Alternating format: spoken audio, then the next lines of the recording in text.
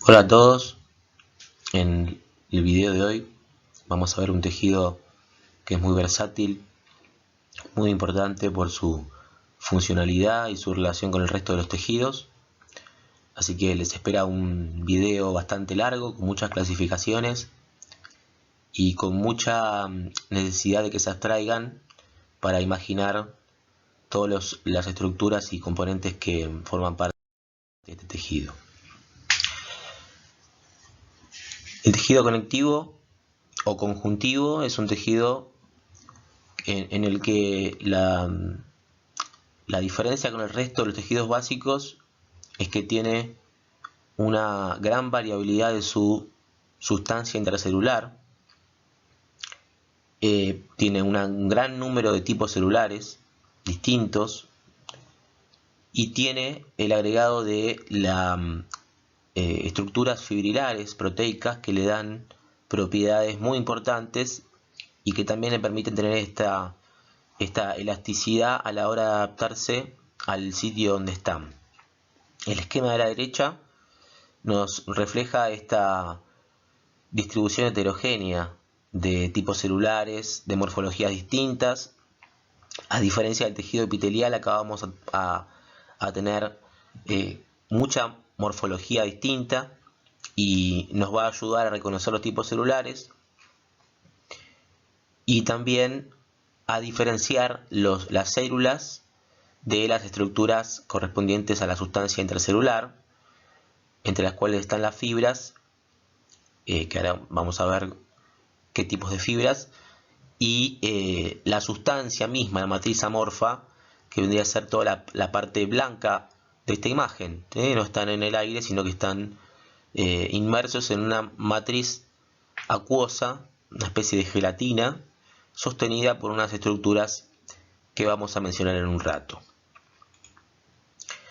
Otra particularidad de este tejido que lo diferencia respecto del tejido epitelial es que es vascularizado, que tiene entonces vasos sanguíneos. Se van a observar siempre vasos sanguíneos de diferente tamaño, dependiendo del lugar donde estemos, pero al menos capilares sanguíneos va a haber, lo que le da a este tejido un vínculo con la sangre muy fluido, y de hecho muchos tipos celulares que se encuentran en el tejido conectivo utilizaron como vía de ingreso la sangre, llegaron por sangre desde la médula ósea. Vamos a ver un montón de ejemplos de ese tipo.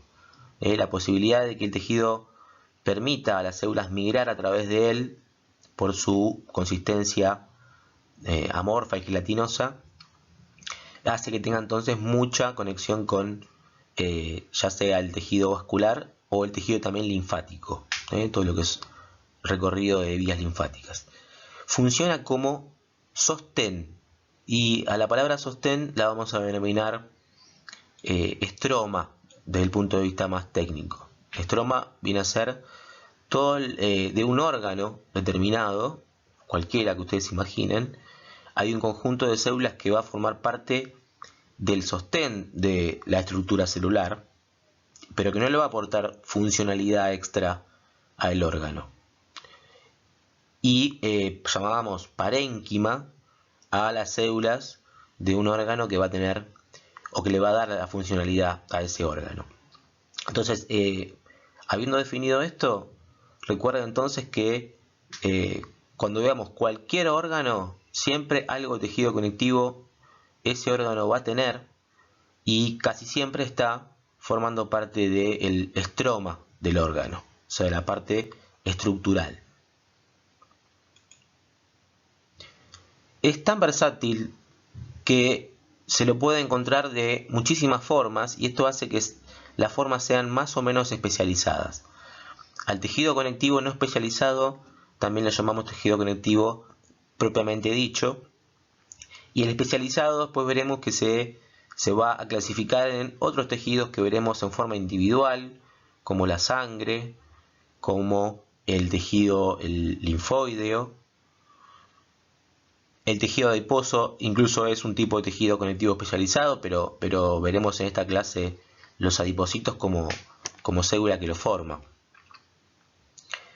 Entonces sepan que las propiedades estas que estamos viendo se va a aplicar tanto al tejido conectivo especializado como no especializado, con sus variantes.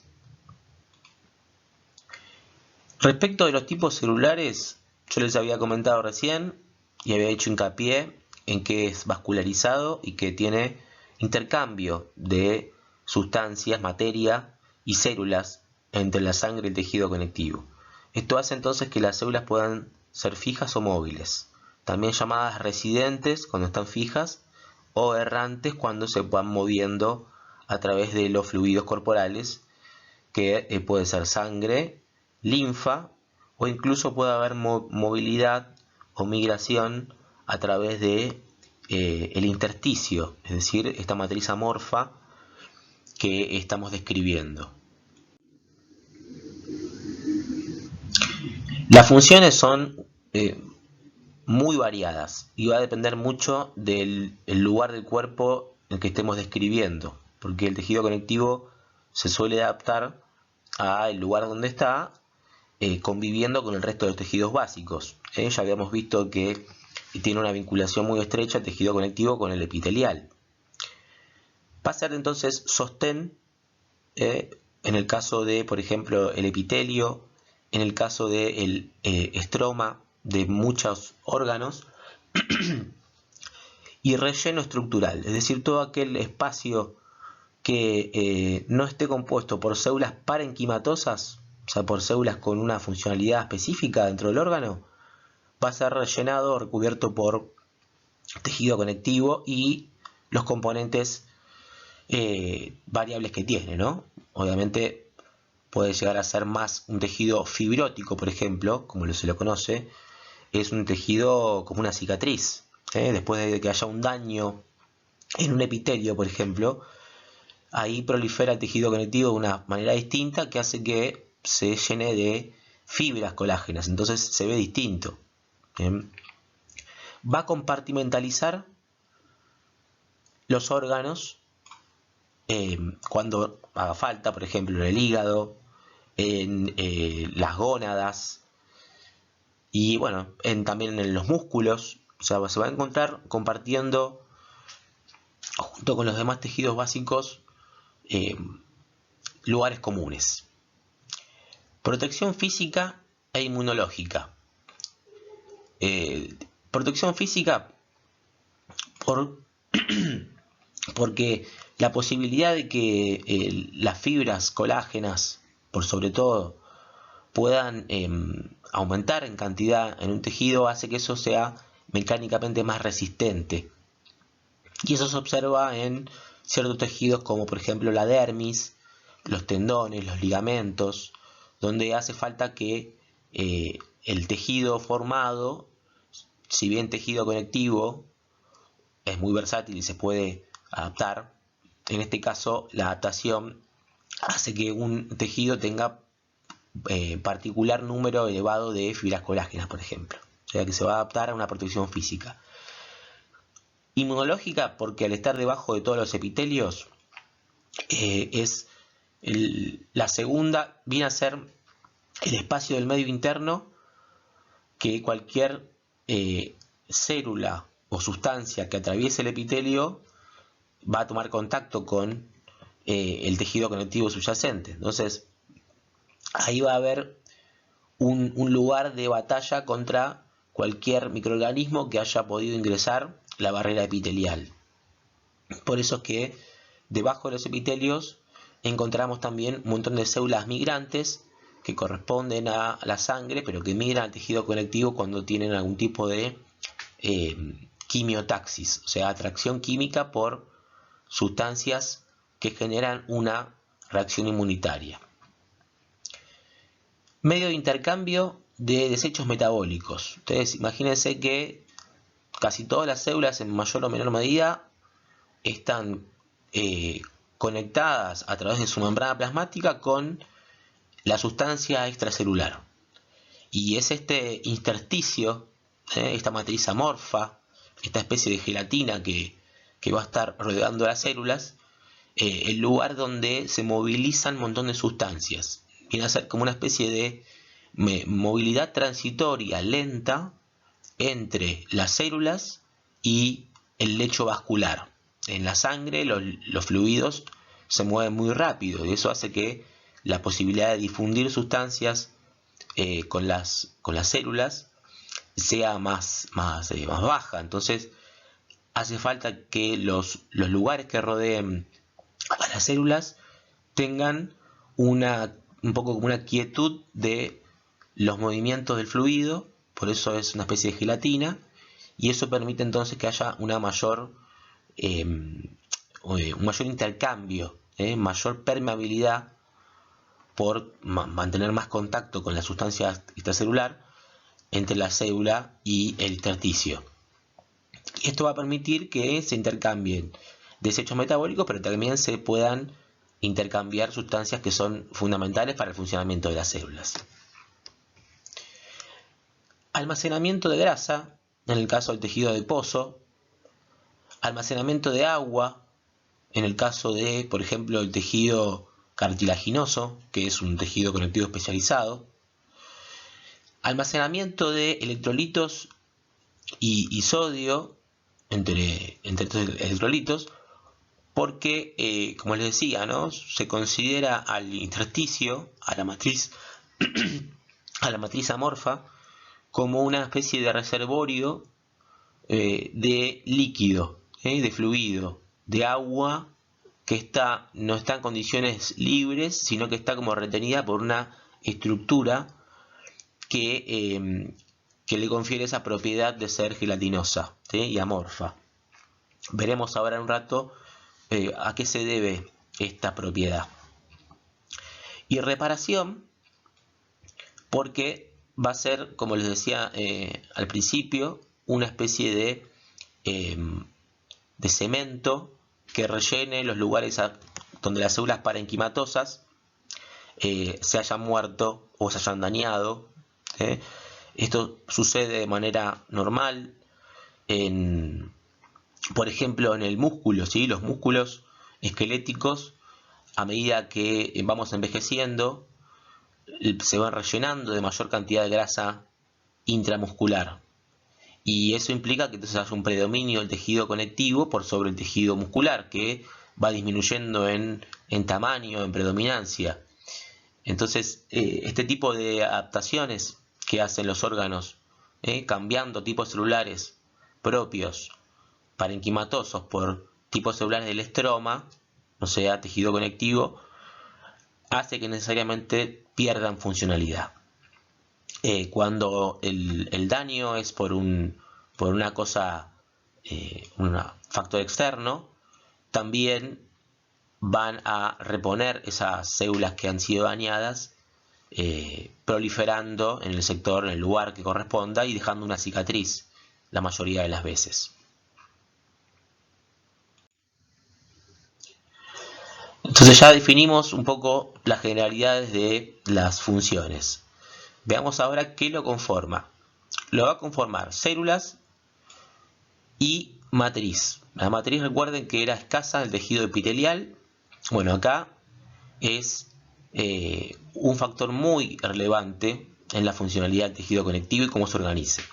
Esta matriz, compuesta por sustancia intracelular o sustancia fundamental o matriz amorfa, son todos sinónimos que pueden escuchar, o intersticio también, todo aquello que rodea a las células. Bueno, esto es una de las partes de la matriz. La otra son las fibras, es decir, componentes fibrilares proteicos de diferente tipo que le van a aportar a esta matriz amorfa diferentes propiedades físicas de soportar tensiones, de modelar de alguna manera el tejido conectivo para adaptarlo al lugar donde esté, de sostener células, o sea que las fibras también son un componente fundamental, y recordemos que estaban ausentes en el tejido epitelial. En la imagen de abajo lo que estamos viendo es una especie de esquema que combina todas estas cosas que recién definimos, diferentes tipos celulares, tanto migrantes como residentes, fibras, presencia de tejido vascular, presencia de células errantes.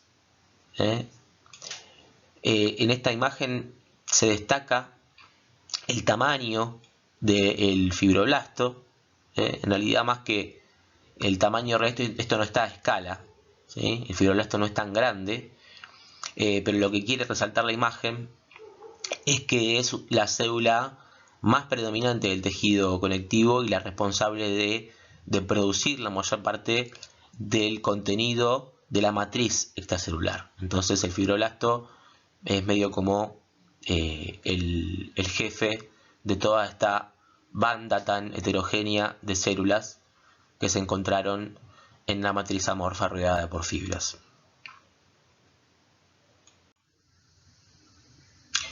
Esta matriz extracelular, la gelatina que recién vimos, va a estar formada principalmente por agua. Es esta especie de reservorio que habíamos mencionado de fluidos, de líquido y de electrolitos también, de movilidad lenta, que permite un intercambio en mejores condiciones entre el intersticio y la célula.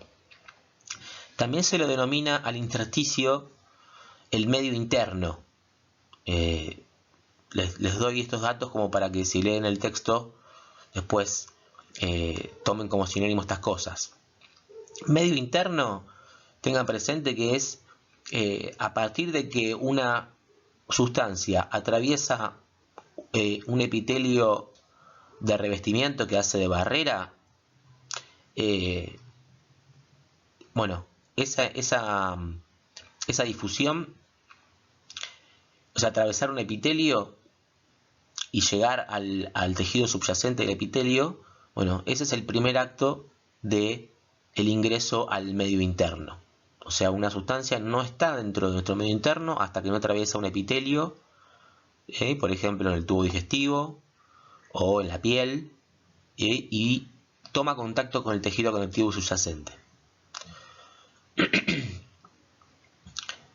Los glicosaminoglicanos, proteoglicanos y glicoproteínas son el componente que sostiene esta agua en esas condiciones de gelatina.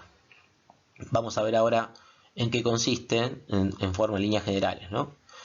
Y después sí vamos a hacer un detalle respecto de las fibras y los diferentes tipos de fibras. En su mayoría, el colágeno es el más importante por cantidad y por posibilidades de adaptarse. La presencia de fibras que forman redes, sobre todo en aquellos tejidos que van a ser muy celulares y que tienen necesidad de sostener toda esa cantidad enorme de células. Y fibras elásticas que van a tener propiedades de elongación y de regreso a su posición original, y esto va a servir en determinados órganos.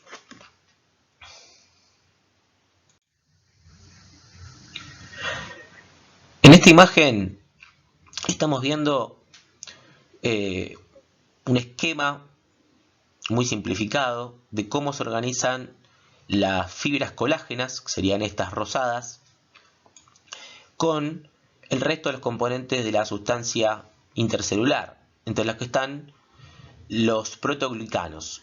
Los proteoglicanos son compuestos de muy alto peso molecular que tienen una forma, como ven acá, de cepillo, ¿sí? Esto está visto con una microscopía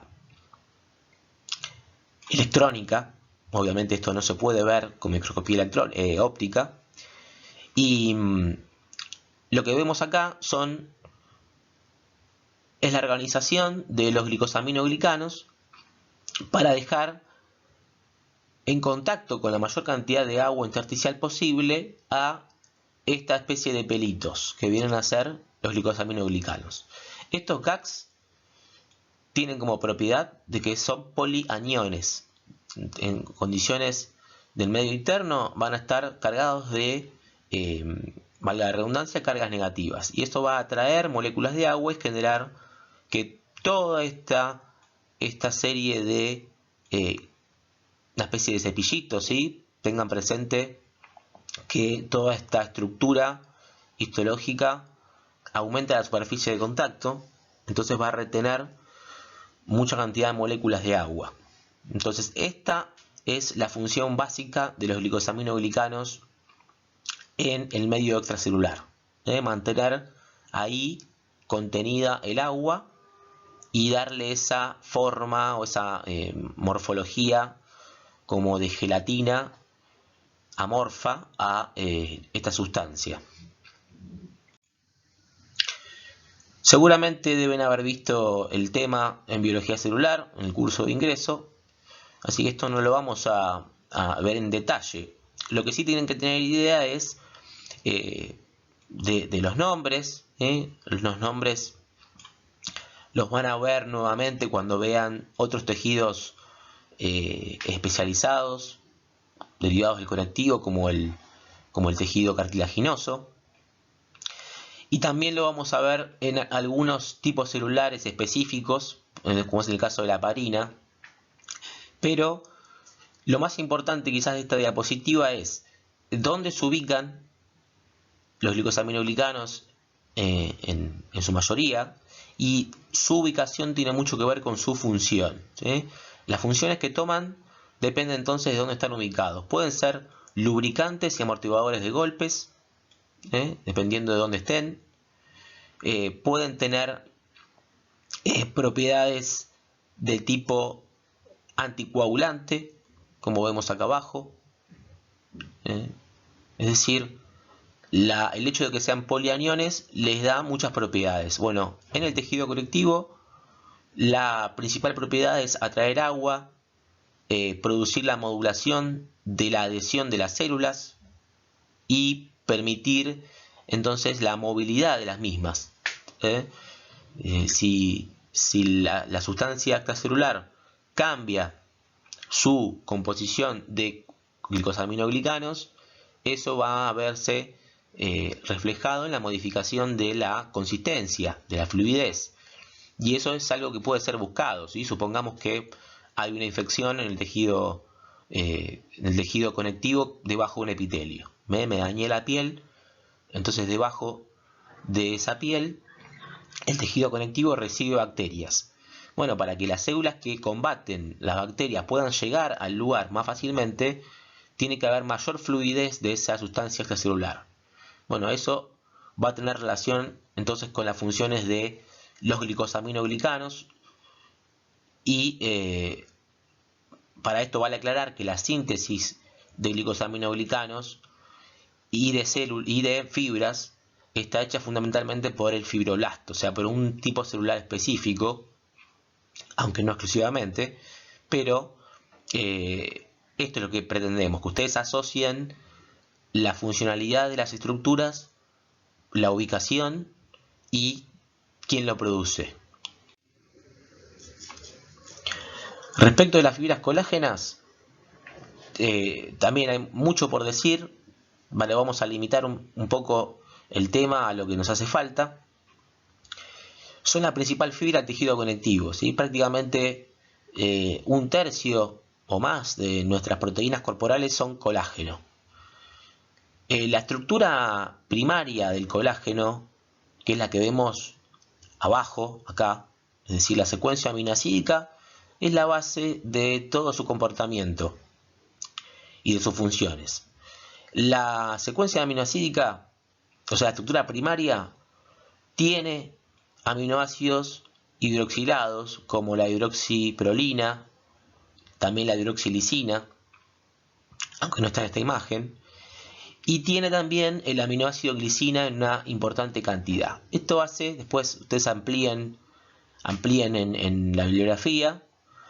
¿Qué es lo que permite esto? Esto permite que la estructura de la triple hélice de las tres cadenas polipeptídicas que forman el colágeno se pueda enrollar de un modo tal que le dé una fuerza mecánica muy importante.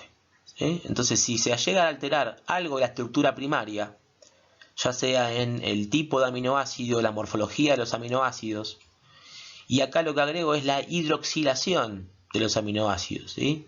Porque la hidroxiprolina surge la hidroxilación de la prolina. Y bueno, y en ese proceso de hidroxilación intervienen sustancias que nos competen a nosotros, como la vitamina C.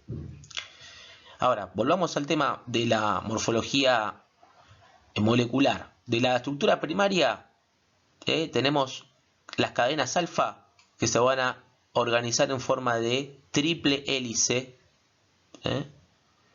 dejando en la parte interna de esta triple hélice a la glicina, por ser el aminoácido que tiene un tamaño molecular menor, y dejando en la parte externa a los aminoácidos hidroxilados como la prolina y la lisina, ¿sí? Que tienen entonces un tamaño que hace que las cadenas laterales se vean más estabilizadas. Esto da moléculas de colágeno, que en realidad se la llama de procolágeno, que una vez que son exocitadas de los fibroblastos, se organizan en forma de fibrillas en el medio extracelular. O sea que su estructura primaria, su estructura secundaria y el medio extracelular, o sea, las condiciones que el medio extracelular le dan a estas moléculas de colágeno, hace que se polimericen en forma de fibrillas. Estas fibrillas, que son las que habíamos visto en la diapositiva anterior, unidas a los glicosaminoglicanos, en este caso toma una forma fibrilar, ¿sí? Como si fuera una soga, pero dependiendo nuevamente, ¿no?, de la estructura primaria, después el resto de la morfología va a quedar supeditada a eso. Entonces esto le da al colágeno la posibilidad de, con pequeños cambios en la estructura primaria, modificar la estructura final que le va a dar la funcionalidad al tejido. Entonces, por esto es que describimos cerca de 20 tipos de colágeno distintos. Y en el texto van a ver que se clasifican con números romanos y les va a mencionar muchas veces el tipo de colágeno que predomina en ese tejido.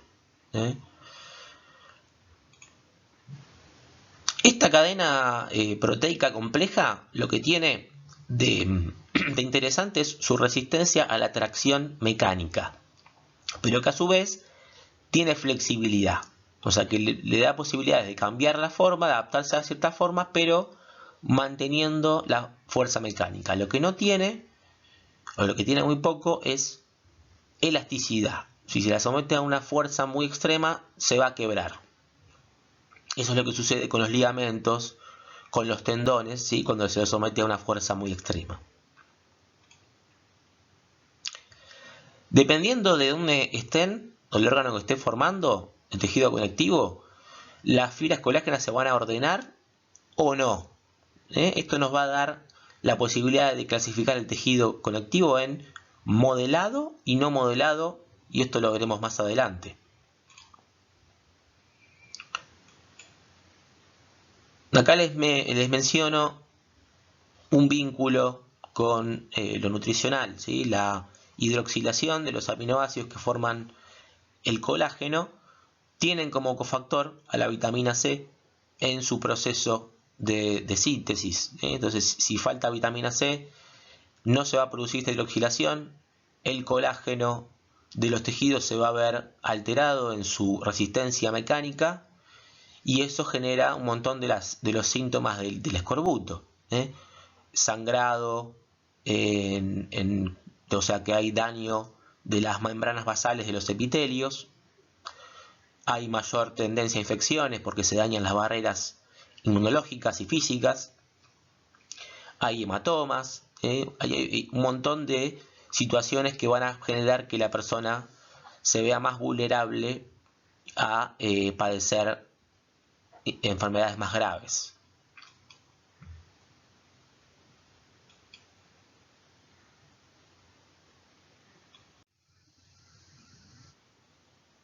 Las fibras reticulares son un tipo de fibras colágenas, de colágeno tipo 3. El colágeno tipo 3 tiene la posibilidad de organizarse en forma de red. ustedes imaginen una red de pesca, ¿sí? O una red de un arco de fútbol, donde las fibras están en forma superpuesta, en forma transversal, o sea, tomando contacto unas con otras, y eso permite diseñar una superficie de contacto, de sostén, que bueno, va a sostener lo que estemos ejemplificando. En el caso del arco de fútbol, va a sostener a la pelota y va a impedir que pase de un lado al otro. Lo mismo para con la red de pesca. Entonces acá el objetivo de las fibras reticulares es sostener las células. Por eso es que va a estar presente este tipo de fibras en los órganos que llamamos linfohematopoyéticos. Todos los que están acá. Ganglios linfáticos, vaso, timo, médula ósea e hígado. Todos tienen en común que en algún momento de su vida, ya sea en la vida embrionaria o en la vida adulta, tuvieron algún tipo de funcionalidad relacionada con la síntesis de elementos formes de la sangre, ya sea glóbulos rojos o glóbulos blancos, ¿sí? Y eso hace que se requiera de una estructura que sostenga la enorme cantidad de tipos celulares que se van diferenciando en estos procesos de linfohematopoiesis. Es la fibra reticular un tipo de fibra que no se ve con las técnicas comunes de rutina, sí se puede teñir con la técnica de Paz, pero lo que ustedes ven acá es una tinción con lo que se conoce técnicas de impresión argéntica, con sales de plata. Tienen las fibras entonces la posibilidad de dejar atrapadas en su estructura estas moléculas de sales de plata que luego se pueden llegar a observar teñidas como vemos acá en la imagen. Entonces la parte oscurita, la parte en forma de red, corresponde a la morfología tridimensional. Ustedes imagínense esto, pero en 3 dimensiones, no en 2. Y toda la cantidad enorme de células y de tejido que está sosteniendo, ¿sí? Acá no se pueden distinguir células porque la técnica no tiene ese objetivo, pero ustedes ubiquen acá en todos los espacios en rojo, obviamente va a haber tipos celulares de diversa categoría. El colágeno tipo 3 sería entonces la proteína estructural de este tipo de fibra reticular. O sea, es una fibra colágena, pero que se la diferencia, se la clasifica aparte por la forma que toma. Y por último, recordamos y hacemos una vinculación con la clase epitelial. El tejido adiposo que está en la hipodermis se encuentra sostenido por tejido conectivo reticular. O sea que en este caso se comporta como el estroma. El estroma del tejido adiposo es tejido conectivo reticular. Y yendo al ejemplo este que estábamos marcando recién, estos espacios, si fueran un tejido de tipo adiposo, bueno, estarían ocupados por adipocitos. También vamos a ver fibras reticulares rodeando las células musculares lisas y dándole también esa funcionalidad de estroma, de sostén a un tipo celular específico, a un tejido específico.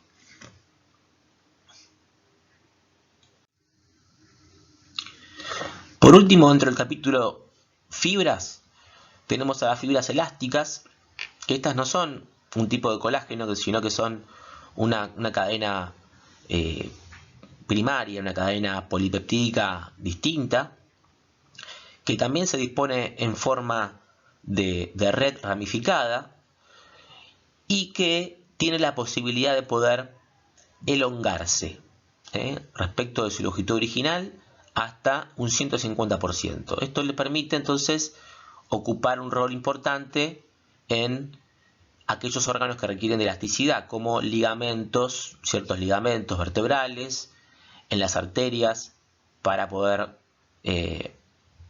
responder a la presión de la bomba cardíaca.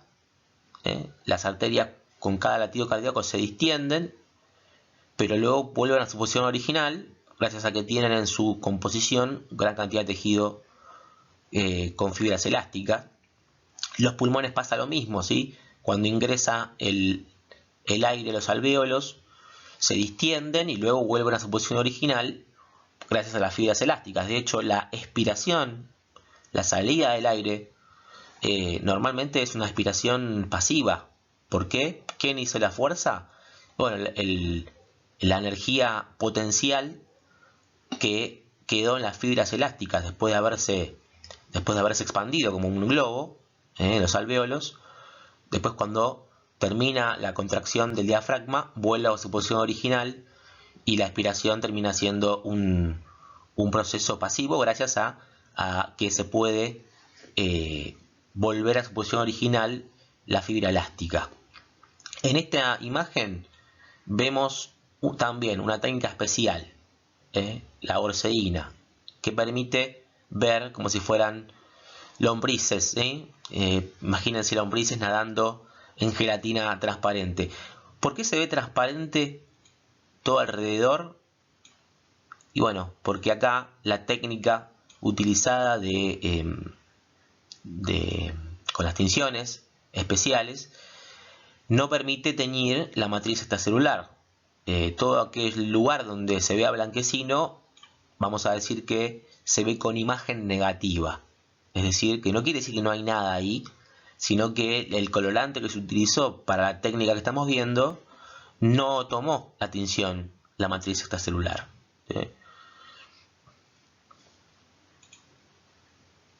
La síntesis de las fibras elásticas también está a cargo mayoritariamente por los fibroblastos, cuando hablamos del tejido conectivo propiamente dicho, pero también son las células muculares lisas que forman parte de las arterias las que pueden producir estas fibras. O sea que no es exclusivamente del fibroblasto la síntesis de fibras elásticas. Y como última particularidad, por su cadena polipeptídica distinta y resistente a la acción del calor, tiene la cadena primaria de la elastina, tiene mucho azufre, muchos aminoácidos, mucha cistina, y eso produce que tenga resistencia a la acción proteolítica de enzimas digestivas comunes. Por eso es que existe una enzima digestiva específica para la elastina, que es la elastasa.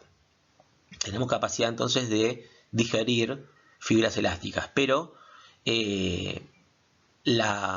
como es la consistencia que le da al tejido de la cual forma parte, es como una especie de chicle.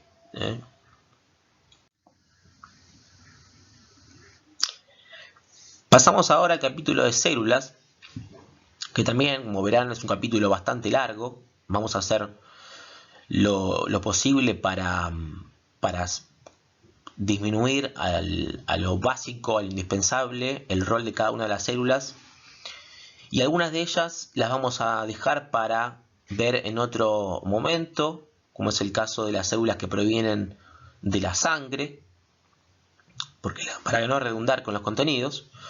Así que empecemos por aquellas que nacieron, crecieron y viven normalmente en el tejido conectivo. Vamos a ir viendo una por una y después continuaremos con aquellas que pueden estar o no, dependiendo de en qué momento yo observo el tejido, puedo encontrar o no algún tipo de célula móvil.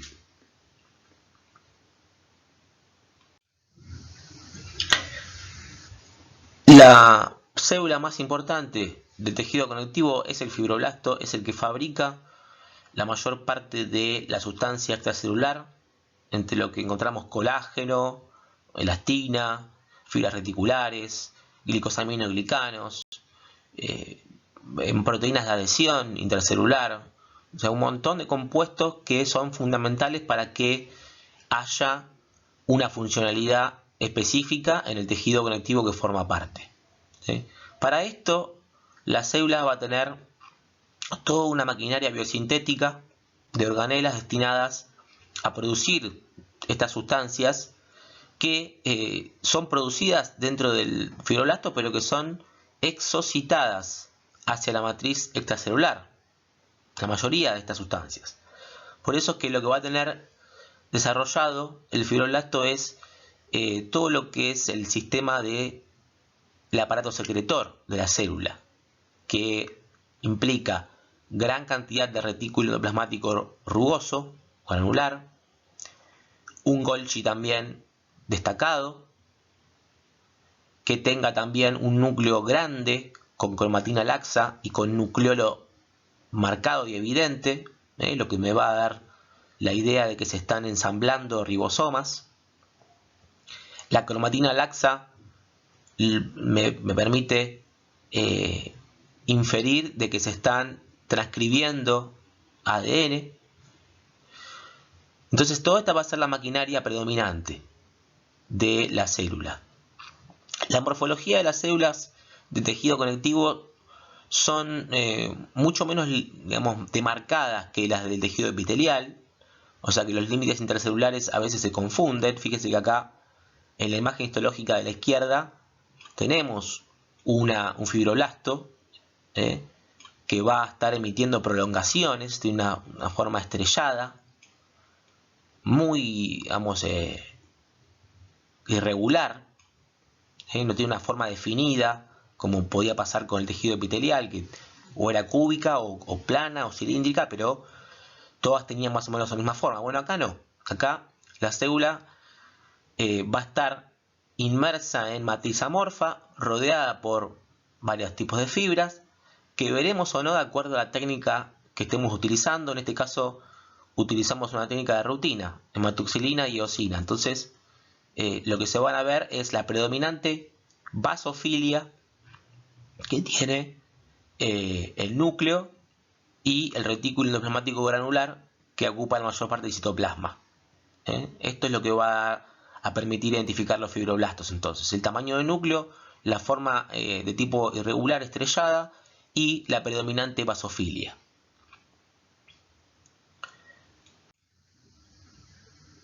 El adipocito unilocular es un tipo de célula residente, pero que también se puede encontrar formando parte de un tejido conectivo especializado, como es el tejido conectivo adiposo, lo cual no quita que en cualquier tipo de tejido conectivo pueda llegar a haber adipocitos en mayor o menor cantidad. O sea que es un tejido, es un tipo celular que se observa comúnmente en variedad de sitios donde hay tejido conectivo propiamente dicho. Y hay dos tipos de adipocitos. Estamos viendo acá el adipocito denominado unilocular, porque tiene un solo locus, un solo espacio para acumular sus triglicéridos, que son la mayoría de los lípidos que acumulan, son triacilglicéridos que van a almacenar y van a ir soltando a medida que los órganos que lo utilizan lo van requiriendo. No tiene el adipocito un citoplasma muy abundante desde el punto de vista funcional, ¿sí? Todo lo que vemos acá es un citoplasma más bien escaso, con organelas escasas, y lo que está ocupando el centro es una gran gota lipídica, ¿sí? Única, que está en forma almacenada, digamos, ¿no? Esta forma almacenada, pero que no es utilizada por la propia célula, sino que lo que va a hacer la célula es sacar y poner lípidos de forma continua. Esto se ha estudiado de que hay un intercambio continuo de los lípidos que forman parte del tejido adiposo, que hace que después de 3 semanas aproximadamente uno renueve completamente la composición del tejido adiposo. Es decir, que hay acá un equilibrio dinámico, ¿sí? El tejido adiposo no es un tejido estático, sino que se va intercambiando. Fíjense que en la imagen histológica que estamos viendo a la izquierda, por un lado una imagen más panorámica, donde lo que se va a destacar son las imágenes negativas. Va a parecer que esto es una especie de panal de abejas. Bueno, los espacios que aparecen en blanco son en realidad las los sitios del citoplasma ocupados por lípidos, pero esos lípidos, con la técnica histológica de rutina, se van con el alcohol, ¿sí? Normalmente con el xilol, que sería el alcohol más común de usar en la técnica histológica, se barre con este componente de triglicéridos y entonces queda como una imagen negativa. Y lo que ustedes ven alrededor como más acidófilo es el citoplasma que quedó con el resto de las organelas. Los núcleos se pueden llegar a ver en algunos cortes, porque recuerden que esto es una feta micrométrica, ¿sí? Entonces a veces se inciden núcleos y a veces no, pero siempre en todos los casos los núcleos van a estar excéntricos, aplanados y con cromatina condensada, ¿sí? Esto nos da la idea de que hay una escasa actividad de tipo metabólica en la célula. Sí hay una actividad de intercambio con la sangre. Fíjense que el tejido adiposo es un tejido muy vascularizado, ¿sí? ¿Por qué? Porque todo el tiempo está intercambiando triglicéridos con la sangre. Acá estamos viendo también un capilar sanguíneo con una célula plana simple del endotelio y un glóbulo rojo. Fíjense cómo empiezan a aparecer tipos celulares que ya conocíamos de la clase de epitelial. La función de este tejido es fundamentalmente la de contener los triglicéridos y de cederlos. De esa manera es el reservorio de energía química más importante del organismo. Pero existe una cierta población de adipocitos con una morfología distinta, llamados adipocitos multiloculares, cuyo objetivo no es ceder sus triglicéridos almacenados hacia la sangre para que lo usen otras células, sino que en este caso sí es el propio tejido quien utiliza esos triglicéridos acumulados, esos ácidos grasos, y lo hace para disipar la energía en forma de calor, ¿sí?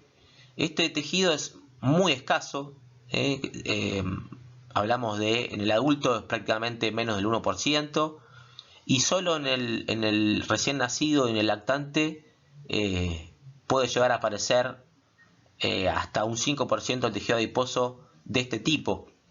Pero no es un tejido adiposo muy predominante. El objetivo de este tejido adiposo es la homeotermia, es decir, conseguir una fuente de calor como para situaciones de inmadurez en la adaptación. Por eso el neonato, en todo el primer periodo desde que sale del útero hasta que se adapta a la temperatura externa y a las condiciones de vida extrauterinas, bueno, en ese caso sí le podría ser útil este tipo de tejido adiposo. En un adulto es muy escaso y por el volumen corporal tampoco sería muy eficiente.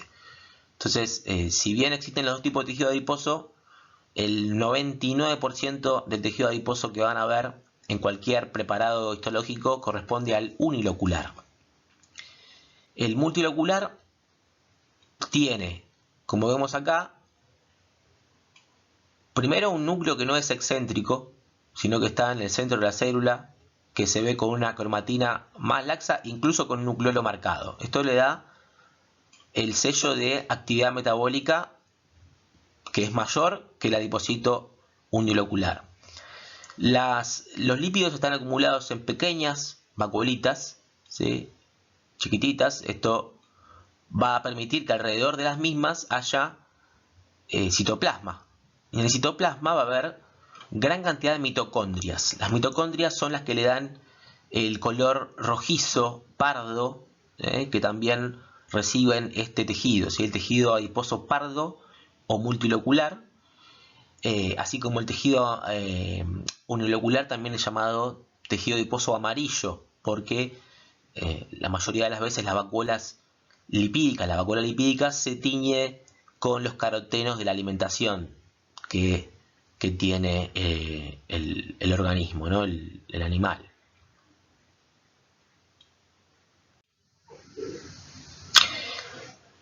El mastocito es una célula también residente, recuerden que venimos viendo acá células residentes, que tiene una función de mediadora de la respuesta inmunitaria. Empezamos por la morfología. Acá estamos viendo una imagen de microscopía electrónica, ¿sí? Donde vemos el núcleo con un nucleolo bien marcado, ¿sí? Pero lo que más se destaca es la presencia de gránulos muy densos, que con los colorantes de rutina se verían bien basófilos, que tienen adentro unas sustancias que son la clave de su funcionalidad. Estas células, los mastocitos, van a liberar sus gránulos cuando tengan un estímulo inmunitario dado por la inmunoglobulina E, ¿sí? Un anticuerpo que muchas veces se adhiere a los antígenos que ingresan. Estamos viendo acá en esta imagen un ejemplo, ¿no? Como un antígeno ingresa al medio interno, ¿sí? Empieza a haber acá presencia de linfocitos que van a hacer una cascada de activación inmunitaria, en la cual uno de esos intermediarios es la producción de inmunoglobulina E. Esta inmunoglobulina E, cuando se una a los mastocitos, ¿sí?, va a permitir que el mastocito libere sus gránulos, ¿sí? Se active, libere los gránulos, y es acá donde se produce entonces el efecto del mastocito. ¿Qué tienen estos gránulos? Tienen una sustancia anticoagulante, la heparina, una sustancia que, recordamos, la vimos hace un ratito, una sustancia de alto peso molecular con capacidad de comportarse como un polianión. También tenemos histamina, una sustancia que funciona como vasodilatadora, o sea que va a permitir la llegada de más sangre al lugar, ¿sí? Y otras sustancias más, que ustedes podrán ampliar en el texto.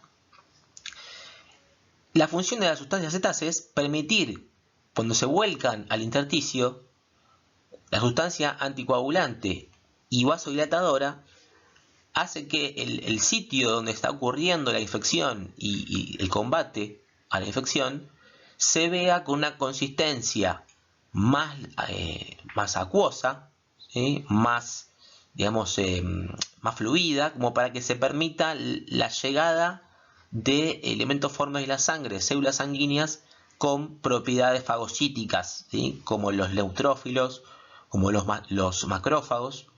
O sea que el rol del mastocito es facilitarle al resto de las células de la inmunidad la llegada al sitio de la infección.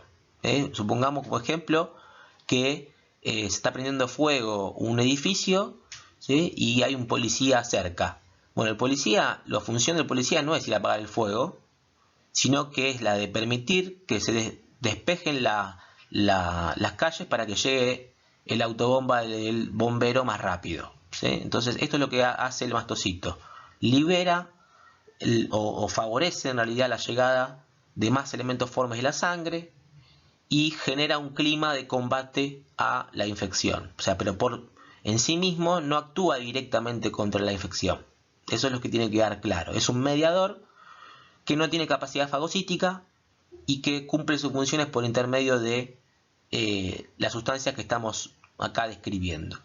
Se van a ubicar estos mastocitos mayormente debajo de lo que son las vías de entrada al medio interno, que son los sitios debajo de los epitelios, fundamentalmente la piel, tubo digestivo y vías respiratorias. Entonces, debajo de los epitelios, en ese tejido conectivo subyacente a los epitelios, suele haber bastante cantidad de mastocitos ahí listos, preparados para ayudar en caso de que se trasloque algún microorganismo patógeno.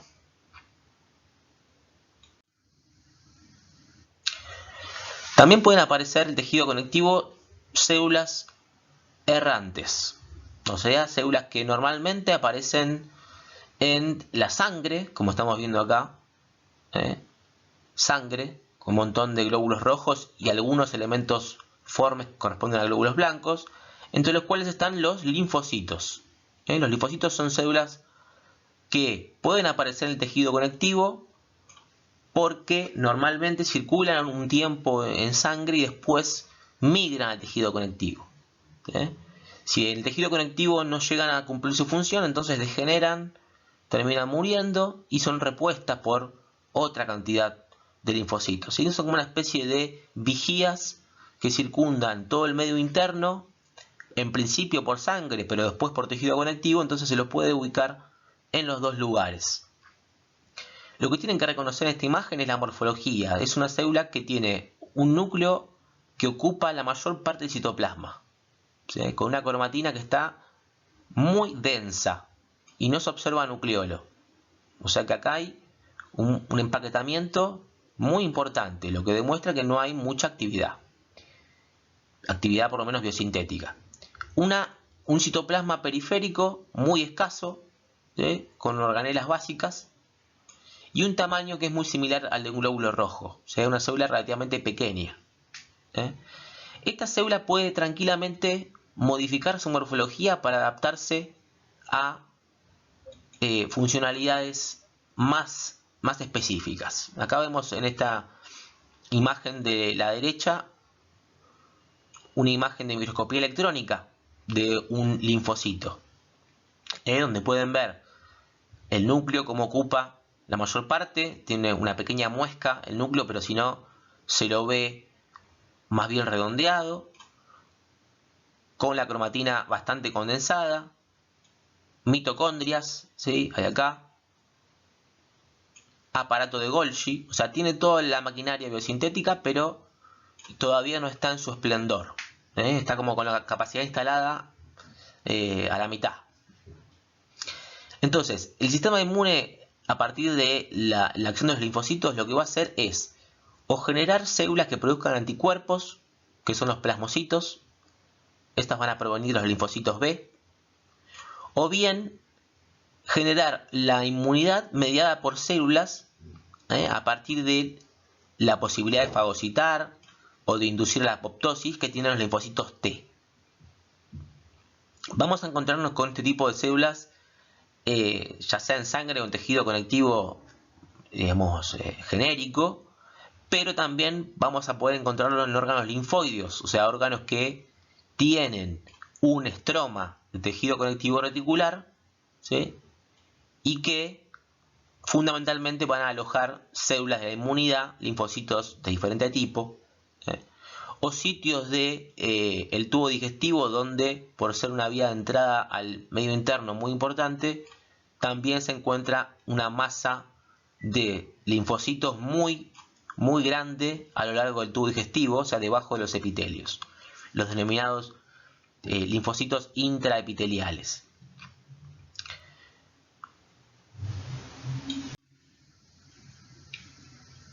En el tejido conectivo, un linfocito B puede cambiar su morfología a las células que ustedes ven acá, con el objetivo de producir anticuerpos, ¿sí? Síntesis y secreción de anticuerpos. Los anticuerpos son básicamente proteínas. Entonces, toda la maquinaria biosintética que habíamos visto que estaba latente en el linfocito, pero que no estaba muy desarrollada, pasa a desarrollarse cuando migra al tejido conectivo, cuando es sensibilizado el linfocito B por algún antígeno específico.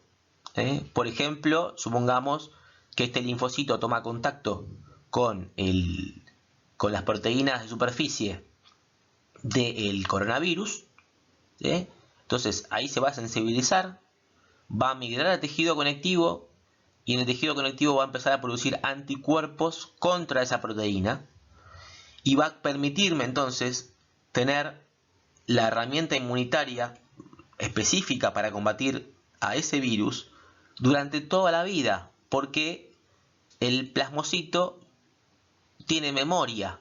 O sea, una vez que es sensibilizado para producir un anticuerpo, el plasmocito permanece toda la vida produciendo ese anticuerpo, ¿sí? Es la base inmunitaria de las vacunas. ¿Y por qué es tan importante vacunarse? Porque vamos a inducir a la generación de poblaciones de plasmocitos que produzcan anticuerpos contra un número específico, más amplio, de microorganismos patógenos. Los plasmocitos son muy distintos a los linfocitos, a pesar de que los linfocitos B, que son quienes se transforman en plasmocitos, tienen una morfología muy similar al linfocito T. O sea, es imposible distinguir un linfocito T de uno B solamente viendo la imagen que vemos acá a la izquierda. La morfología es similar, la forma de actuar es distinta. El linfocito B es quien se va a convertir en plasmocito y va a desplegar toda su maquinaria biosintética en la síntesis de proteína de exportación, porque va a exportar anticuerpos. Entonces, todo lo que ven acá es retículo rugoso. Va a haber un Golgi supranuclear, también muy importante, que le va a dar a ese sector una zona más pálida en el citoplasma.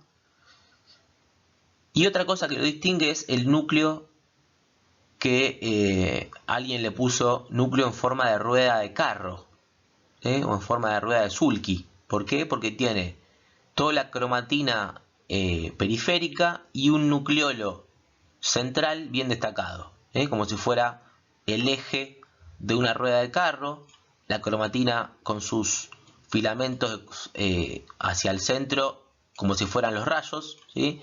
Y todo lo que es la pared celular como si fuera la parte de la rueda.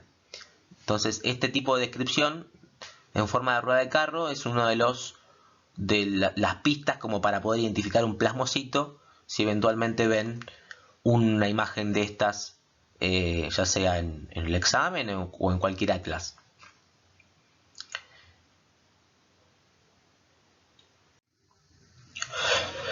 Los monocitos son las células más importantes que tienen capacidad de fagocitosis, porque van a diferenciarse. Primero van a ser vertidas, formadas por la médula ósea y vertidas en forma de monocito a la sangre.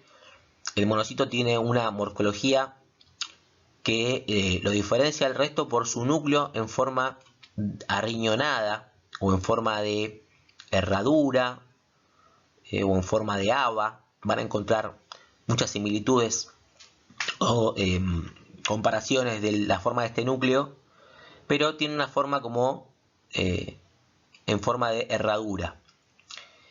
Y tiene, ahora sí podemos ver, pero en la imagen de microscopía electrónica, tienen un aparato lisosomal muy desarrollado, o sea, un montón de lisosomas que todavía están inmaduros, pero que son la base histofisiológica del rol de los monocitos, que es convertirse finalmente en macrófagos, células de muy gran tamaño, por eso el prefijo macro, y fago significa comer. Entonces tienen capacidad fagocítica.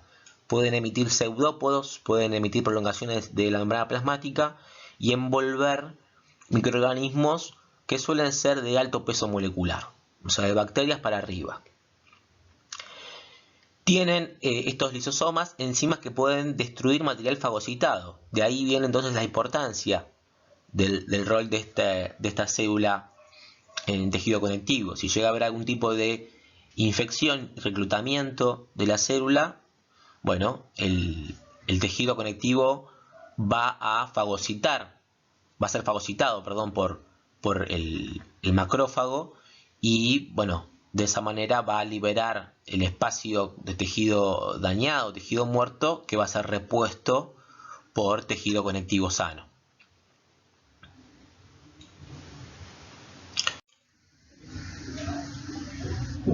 Las células que estamos viendo acá son células que corresponden a la sangre, pero que terminan cumpliendo su rol mayormente en el tejido conectivo.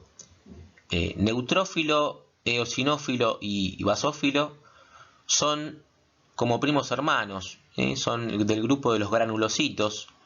Los vamos a ampliar cuando veamos sangre, no me voy a extender en ellos, pero sepan que son móviles, que pueden aparecer en sangre y en tejido conectivo, que tienen todos una función inmunitaria en mayor o menor medida, y que se destacan del resto de los glóbulos blancos porque presentan diferentes tipos y cantidad de gránulos y una morfología de los núcleos que está a simple vista, ¿no? Hay una lobulación de los núcleos en forma trilobulada, en forma bilobulada y directamente núcleos que están tapados, que están lobulados pero que no se ven muy bien porque están tapados por la presencia de un montón de gránulos muy densos como son los basófilos. Una descripción genérica del rol de las células estas, además de la morfología, los neutrófilos son la principal línea de combate contra las bacterias, tienen capacidad de fagocitosis. Los eosinófilos son la principal línea de combate contra los parásitos. Y los basófilos tienen en sus gránulos, estos que estamos viendo acá, que tapan el núcleo, tienen las mismas sustancias que tienen los mastocitos. Y de hecho son células muy similares desde el punto de vista morfológico y funcional. Ambos liberan sustancias que favorecen la llegada de más elementos formes en el caso de que haya una infección y que se liberen los gránulos mediados por la inmunoglobulina E. La diferencia entre el basófilo y el mastocito es que esta es una célula que es producida en la médula ósea y que migra al tejido conectivo, y el mastocito es una célula que nace en el tejido conectivo, ¿sí? Que se diferencia de las células madre mesenquimáticas que hay en tejido conectivo. Pero las funcionalidades son prácticamente homólogas.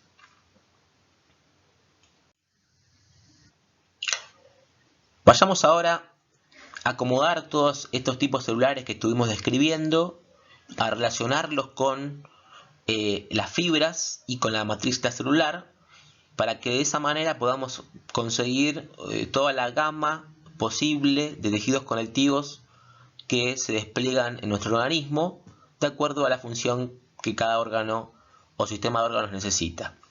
Empezamos por diferenciar el tejido conectivo embrionario, que es un tejido conectivo muy indiferenciado, del tejido conectivo del adulto. El tejido conectivo embrionario es también como una especie de gelatina con escasa cantidad de células y escasa cantidad de fibras, pero con mucha matriz extracelular, mucha matriz amorfa. Esto permite que en el embrión haya mucha movilidad de las células. La migración de células y la diferenciación celular es un proceso que en el embrión se produce continuamente, ¿sí? Migración de poblaciones celulares para producir diferentes órganos. O sea, la movilidad física de las células es importante en el embrión, y el tejido conectivo mucoso permite esto. Por eso es un tejido que va a predominar en el embrión, pero que luego va a bajar mucho su contenido relativo en el adulto. En el adulto el tejido conectivo genérico puede estar, es decir, el genérico sería el no especializado, ¿no? Puede estar muy cargado de fibras de todo tipo, o sea que donde predominen las fibras por sobre el resto de los componentes del tejido. Puede ser un tejido donde haya abundante cantidad de células y de sustancia intercelular, pero con una cantidad de fibras más limitada.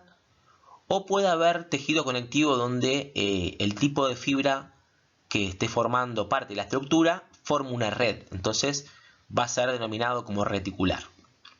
A su vez, si existe una gran cantidad de fibras, o sea, el tejido es denso, estas fibras pueden encontrar una forma, o sea, un modelado específico, o bien pueden no encontrarlo. Así como vamos a ampliar toda la taxonomía del tejido conectivo de acuerdo, recuerden, a los componentes básicos: células, fibras y matriz amorfa. Y dejaremos para otro momento el tejido conectivo especializado. Cuando veamos sangre, cuando veamos médula ósea, cuando veamos tejido óseo y cartílago también. El tejido adiposo, hoy ya describimos bastante de los componentes del tejido adiposo. Y tejido linfoideo lo veremos eventualmente cuando abordemos los órganos linfóideos, ¿sí? El vaso sobre todo, la médula ósea. en otras clases específicas que vamos a destinar para ello. Vamos ahora a seguir con la línea del tejido conectivo no especializado, y cómo es que encontramos ejemplos a lo largo de todo el organismo. El tejido conectivo laxo es aquel que va a estar fundamentalmente abajo de los epitelios. ¿Por qué? Porque esa laxitud dada por una gran cantidad de matriz amorfa, lo que acá se observa como la imagen negativa del esquema, una escasa cantidad de fibras, y encima que son fibras que no están ordenadas de una manera particular. Esto permite que haya un gran número de células que tengan movilidad. Recuerden que acá va a ser el primer lugar de contacto, el tejido conectivo laxo, de cualquier sustancia que ingrese desde el medio externo hacia el medio interno. Entonces acá va a haber necesariamente células de todo tipo, mastocitos para una posible acción inmunitaria, plasmocitos que han quedado sensibilizados, produciendo anticuerpos. Va a haber también fibroblastos, obviamente, que son las células más predominantes. Adipocitos, si estamos hablando de la piel, van a estar en la hipodermis. Células mesenquimáticas, que son las células indiferenciadas, como una especie de pool de reserva de células indiferenciadas que permanecen en el tejido conectivo del adulto y que a partir del cual pueden derivar otras células como fibroblastos, células musculares lisas o incluso también más adipocitos. O sea, tienen una capacidad pluripotencial para dar derivados mesenquimáticos, derivados del mesodermo, que es una de las partes del embrión. Va a haber también macrófagos, es decir, cuando un monocito migre al tejido conectivo, va a migrar porque ha sido reclutado. Entonces, si ha sido reclutado, va a requerir toda esa maquinaria de producción de enzimas y emisión de pseudópodos y de prolongaciones para fagocitar lo que haya que fagocitar. Ahora, todo esto se da en un contexto de cierta laxitud del tejido porque predomina la matriz amorfa por sobre las fibras. También esto permite que haya difusión de sustancias más fácilmente, aparte de la movilidad de células, la difusión de oxígeno, la difusión de nutrientes desde y hacia el tejido epitelial es algo que también necesita de un tejido laxo. El tejido laxo, en esta imagen histológica con una técnica de rutina, fíjense que se va a ver con una predominante imagen negativa, todos los espacios en blanco corresponden a la matriz amorfa. Va a haber células, pero que van a estar separadas por bastante espacio, o sea que hay mucho espacio libre. Obviamente que va a haber fibras, va a haber fibras de todo tipo, colágenas, elásticas. Lo que no va a estar es ordenadas y tampoco va a ser muy predominantes. Entonces esto le va a dar al tejido conectivo laxo la posibilidad de que difunda sustancias y células, dijimos, desde y hacia los epitelios con los cuales se vinculan. Acá es donde se van a producir las respuestas inmunitarias primarias cuando el antígeno ingrese por haber atravesado un epitelio. Por eso es que el tejido conectivo laxo es donde se pueden encontrar linfocitos o células de la sangre como neutrófilos, eosinófilos, células migrantes se van a ubicar mayormente en este tipo de tejido conectivo laxo porque es como una especie de lugar de mucho tránsito. Ahora, cuando el tejido conectivo tenga una gran cantidad de fibras por sobre la sustancia intercelular y por sobre las células, se dice que es un tejido denso. Esa densidad está dada por la cantidad de fibras, pero también tenemos que diferenciar si están modeladas o no lo están, porque el modelado también va a ser la funcionalidad específica del tejido conectivo. Así que veamos ahora un poco más en detalle qué tipos de tejido conectivo modelado hay, dónde lo podemos encontrar y cómo diferenciar unos de otros. Lo primero que vemos en la imagen igual es que las fibras colágenas, ya sean ordenadas o no ordenadas, tienen todas una acidofilia o una eosinofilia muy marcada, ¿sí? Se van a tener de rosa. Lo que estamos viendo en estas imágenes, como las manchas alargadas, oscuras, que son en realidad basófilas, son los núcleos de los fibroblastos fundamentalmente, ¿sí?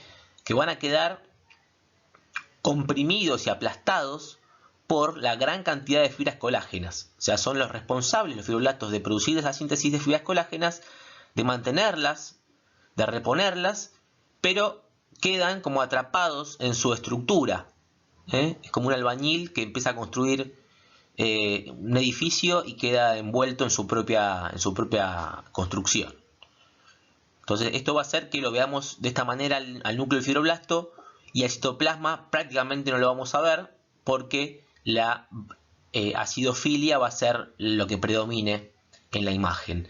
En la imagen de la derecha también se observa acidofilia de las fibras colágenas y mayor cantidad de espacio con imagen negativa, ¿sí? Lo que vemos acá en blanco, porque al no estar modelado deja mayor espacio para que haya matriz amorfa. Y recuerden que la matriz amorfa con las técnicas de rutina se tiñe con imagen negativa. Y todas las manchitas estas que ven acá, redonditas, son entonces núcleos de fibroblastos o tipos celulares distintos, ¿sí? No tienen por qué ser fibroblastos siempre, pero tengan presente que el fibroblasto va a ser la más abundante de las células que uno pueda llegar a observar.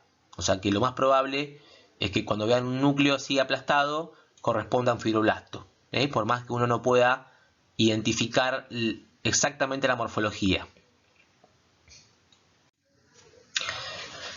Dijimos que el tejido conectivo denso que iba a estar modelado podía estar modelado de varias formas.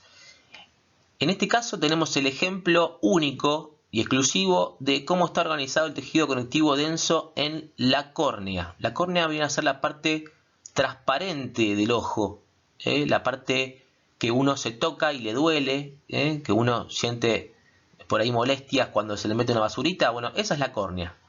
La córnea tiene una propiedad sensitiva muy importante, pero además tiene que tener una propiedad física importante, que es la de ser transparente. Y no solamente transparente, o sea, que te deje pasar la luz. Estamos viendo acá cómo se organizan en forma como de capas de cebolla el tejido conectivo, ¿sí? En forma de láminas. Y estas láminas van a ser atravesadas por la luz. La luz que va a ingresar por la pupila tiene que atravesar entonces la córnea.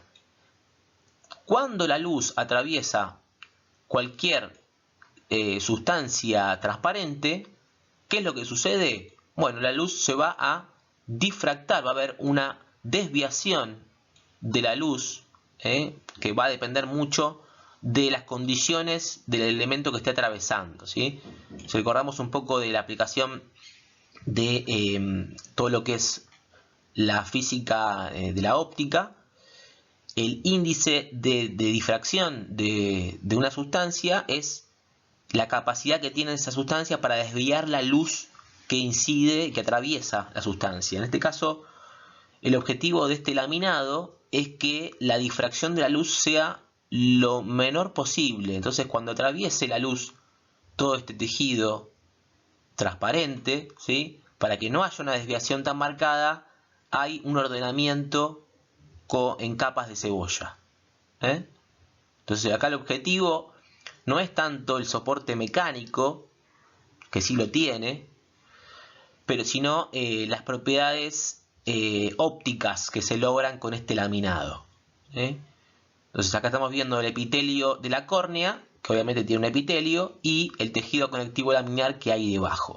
Es el único ejemplo de tejido conectivo denso modelado de forma laminar y tiene que ver con esto, ¿no? Con las propiedades físicas con la difracción de la luz.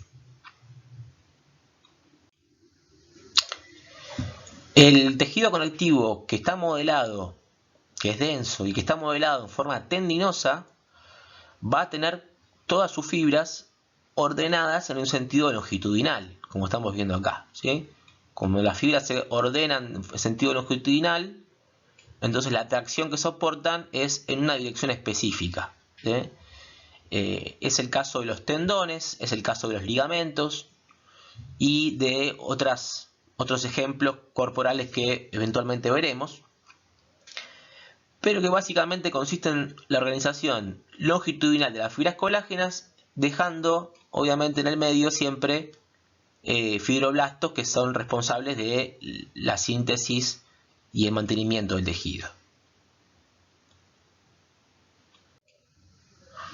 El tejido membranoso es aquel que va a formar una especie de film alrededor de órganos, músculos o estructuras.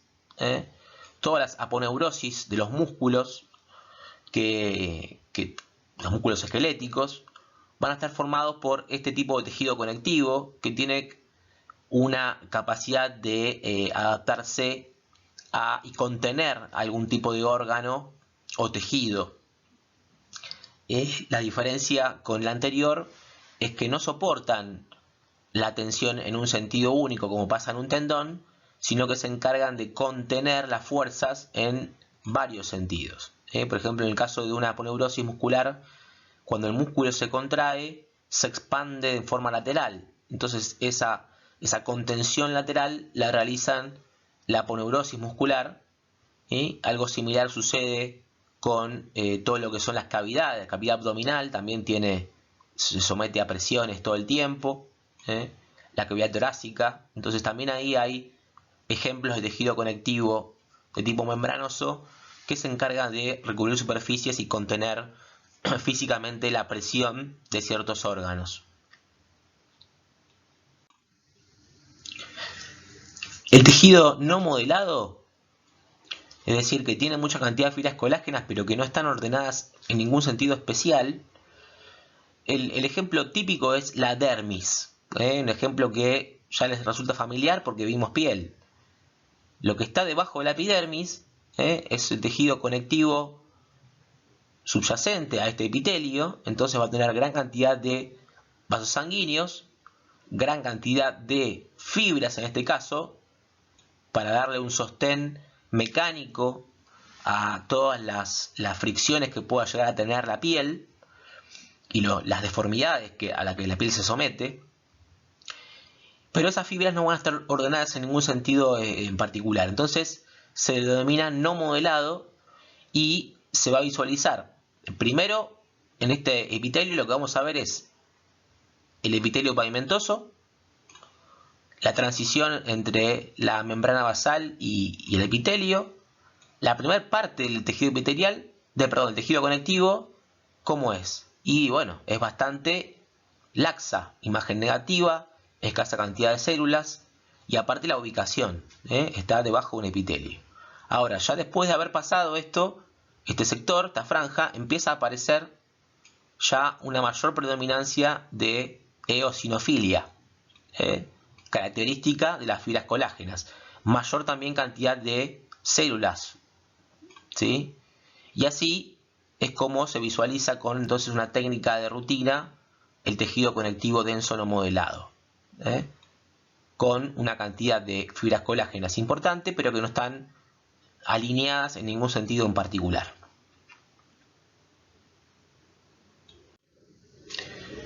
Bueno, para finalizar, nos queda el tejido conectivo reticular, que en realidad era el mismo ejemplo que habíamos visto de fibras reticulares. Y las fibras reticulares son un tipo de fibras colágenas que tienen la propiedad de formar redes, ¿sí? Lo que pasa es que esta formación de redes es tan específica de ciertos órganos que se la clasifica como un tipo especial de tejido conectivo.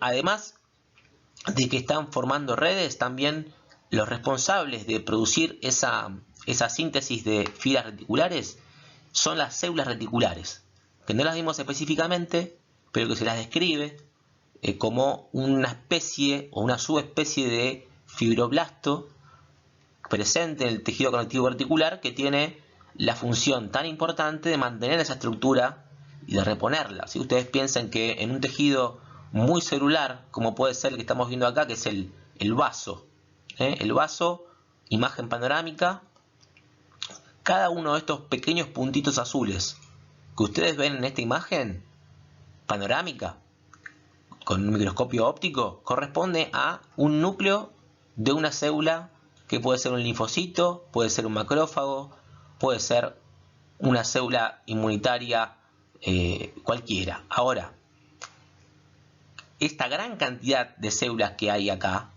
tiene que tener un sostén, y eso es lo que aportan entonces las fibras reticulares. Recuerden que se podían teñir con la técnica de Paz o con técnicas de impresión argéntica. Si no, es muy difícil de visualizar con una técnica de rutina como hematoxilina y eosina.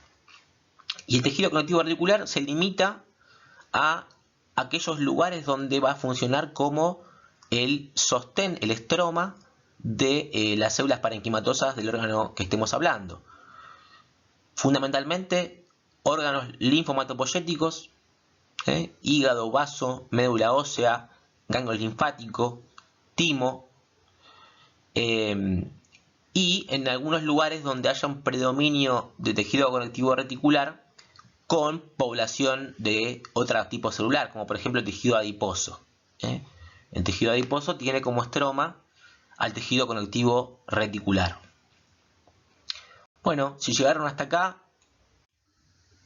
y no terminaron como el amigo de la foto, les agradezco y nos vemos la próxima. Seguimos en contacto por los canales de comunicación que ya conocen, por si tienen alguna duda. Hasta la próxima.